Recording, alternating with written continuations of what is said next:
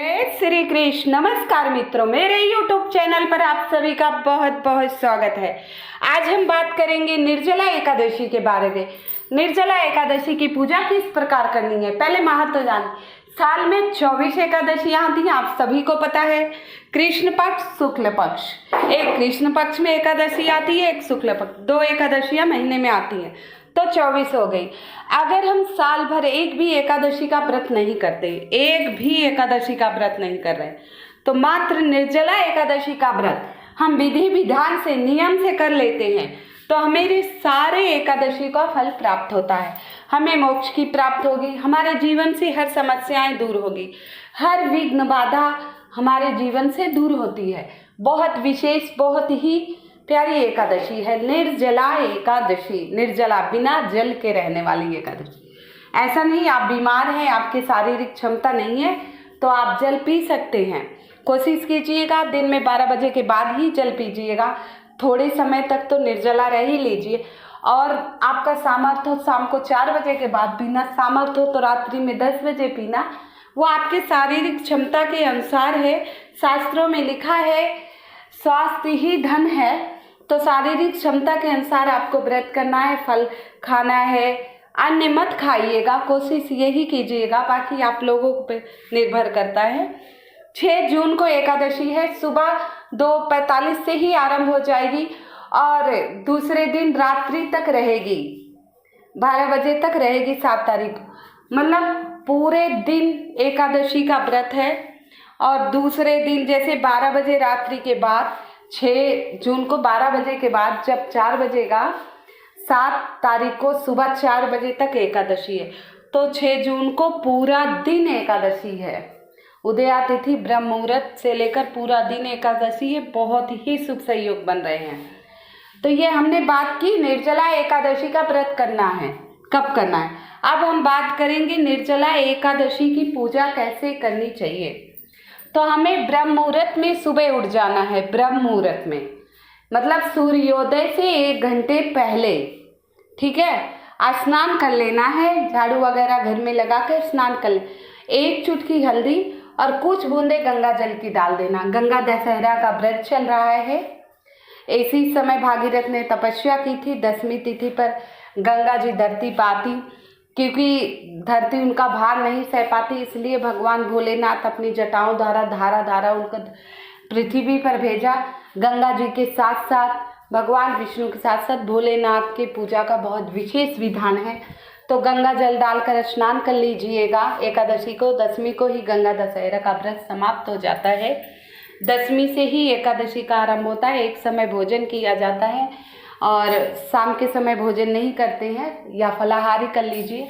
10वीं से ही बिना लहसुन प्याज के भोजन करना चाहिए। इस बात का विशेष ध्यान रखिएगा, बिना लहसुन प्याज का भोजन करना है। और निर्जला एकादशी के दिन ब्रह्म मुहूर्त में 1 चुटकी हल्दी, 1 बूंद गंगा जल डालना है। जेठ मास में ही गंगा जी धरती पर आई थी, तो हम गंगा स्नान करने नहीं जा पाते, तो आजकल प्रतिदिन गंगा जल डालकर स्नान करिए, अति उत्तम है। अब स्नान करने के बाद हमें पीला वस्त्र धारण करना है, पीला नहीं तो लाल। माता रानी को प्रिय लाल है और प्रभु को पीला। इसके बाद एक चौकी लेनी है, हमें उस चौकी पर पीला वस्त्र बिछाना है। पीले रंग का वस्त्र बिछा दीजिए। और कहते हैं निर्जला एकादशी के दिन कलश में पानी भर के दान करने का बड़ा विधान है। तो एक कोरा मटका ले आइए, उसमें जल भरिए और ढक्कन लगाइए। ऊपर से जो भी फल हो, खरबूज, तरबूज, आजकल फल जो चल रहे हैं, मौसम के फल आम हैं, वो रखिए। फिर लक्ष्मी नारायण की आप फोटो रख दीजिए। उसके बाद आप लड्डू गोपाल की सेवा करते हो, आपके घर में लड्डू गोपाल जी हों तो उनकी प्रतिमा रखिए। पंचामृत से स्नान कराइए लड्डू गोपाल जी को, पीताम्बर धारण कराइए। हर चीज़ करते हुए जय श्री कृष्ण, जय श्री कृष्ण, जय श्री कृष्ण, या ओम नमो भगवते वासुदेवाय नमः, या ओम विष्णवे नमः, ओम विष्णवे नमः नहीं कुछ कह पाए तो राधे राधे राधे राधे राधे कोई ना कोई मंत्र जपना है, जो भगवान श्री कृष्ण को बड़ा प्रिय है। ये भगवान विष्णु के निमित्त व्रत किया जाता है। तो हम चौकी हमने तैयार कर ली, पीला वस्त्र बिछा दिया, स्थापित कर दिया, पंचामृत से स्नान कराया, तांबे के लोटे में 1 लोटा हमने जल भर के रखा, कलश स्थापित कर दिया। अब इसके बाद हम वहाँ एक सीधा भी निकाल के रखेंगे। सीधे में वैसे द्वादशी को दान किया जाता है, लेकिन कुछ फल कुछ मिठाइयाँ अवश्य भोग के लिए तैयार कीजिए। मौसम के फल भोग लगाने, कुछ मीठा बना लीजिए और 1 जग मीठा पानी भी तैयार कर लीजिएगा। निर्जला एकादशी के दिन किसी मजदूर को जो धूप में काम कर रहे हैं, चिनाई के काम आसपास कर रहे हैं, उनके लिए तैयार करके सब चीज़ वहाँ सजा लीजिए चौकी। और दक्षिणा अनुसार 51 रुपये, 101 रुपये, 501, जैसे आपका पीले पुष्प, चौकी खूब सुंदर सी सजानी। इसके बाद एक दीपक, घी का एक दीपक प्रज्वलित करना है। प्रभु के श्री चरणों में घी का दीपक आप प्रज्वलित कर दीजिए। इसके बाद आप वहाँ भोग लगाएंगे। देखिए, कथा अवश्य सुनिए, मैं कथा भी डालूंगी। पहले तो आप विधिवत पूजा कर लीजिए और हो सके, देखिए जब आप सुबह पूजा कर रही हैं, अगर हो सके आसपास की महिलाएं आए तो भजन कीर्तन का भी कार्यक्रम कर लीजिएगा। सब इकट्ठा हो के पूजा पाठ कथा सुनती हैं तो बहुत उत्तम होता है। ये तो घर पर कथा है। तो ये सब करने के बाद आप किताब लेकर कथा, निर्जला एकादशी की कथा पढ़िए, विष्णु चालीसा का पाठ करिए, एकादशी के महिमा के बारे में बात करिए, भगवान विष्णु की महिमा के बारे में। इसके बाद आप भोग लगाकर आरती कीजिए, आप भगवान विष्णु की आरती कीजिए। इस प्रकार एकादशी की पूजा संपन्न होगी। आरती करने के बाद आप जो जल भर रखे हैं मीठा, वो वितरण करना है। अगर आसपास की कुछ महिलाएं इकट्ठी हो जाएं तो इकट्ठा कथा सुनिए, भजन कीजिए, कीर्तन कीजिए और मंदिर में हो जाए। जैसे पीपल, बरगद या बेलपत्री के आंवले का वृक्ष मिल जाए। आंवले का वृक्ष भगवान विष्णु को बहुत प्रिय है, पीपल का भी प्रिय है। तो वृक्ष के नीचे भजन कीर्तन और नारायण नाम के गुणगान कथा हो तो बहुत विशेष है। वहाँ जब महिलाएं इकट्ठा हो, उनके लिए आप जल जो बनाई हैं, मीठा जल रखी थी, किसी बोतल में डालकर वहाँ ले जाइए। सब इकट्ठा होकर पहले कथा सुनिए, भगवान विष्णु की महिमा का वर्णन कीजिए। इसके बाद सबको मीठा जल पिलाइए। जो भोग में प्रसाद है सबको खिलाइए। जो एकादशी की व्रत कथा नहीं सुनी उनको सुनाइए। देखिए, प्रचार प्रसार करना चाहिए अपने धर्म का। हम एकादशी व्रत कथा सुनाते हैं, उसका भी पुण्य फल हमें मिलता है।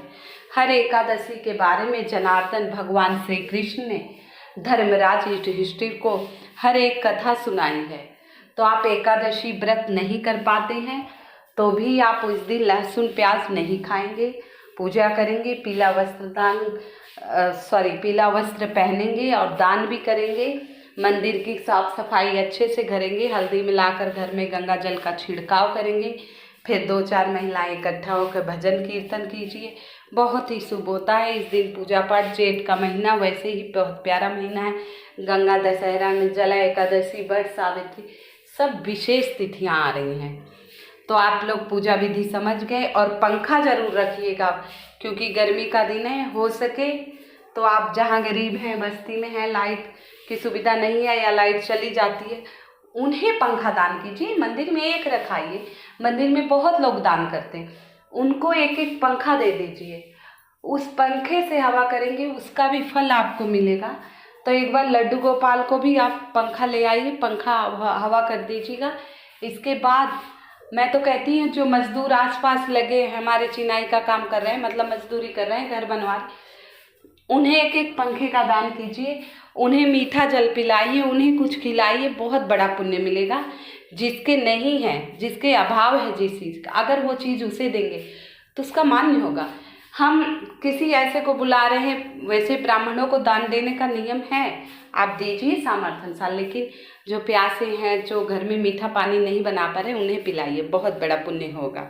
जय श्री कृष्ण। आशा करती हूँ आप सभी को वीडियो पसंद आ रही। कृपया लाइक एवं सब्सक्राइब अवश्य कर दीजिएगा। और कमेंट में भगवान विष्णु के जो भी नाम आपको याद हैं, भगवान विष्णु के जो भी नाम आपको याद हो, कमेंट द्वारा मुझे बताइएगा। और जितना हो सके जल का दान इस दिन अवश्य कीजिए। जल और पंखा। जेठ मास चल रहा है, बहुत भीषण गर्मी पड़ रही है, नौतपा चल रहा है। तो जितनी राहत आप मजदूरों को पहुंचा पाएँ पहुंचाइए, इससे आपको बड़ा लाभ होगा। इस एकादशी का व्रत करने से सहस्र गुना फल मिलता है। जय श्री कृष्ण।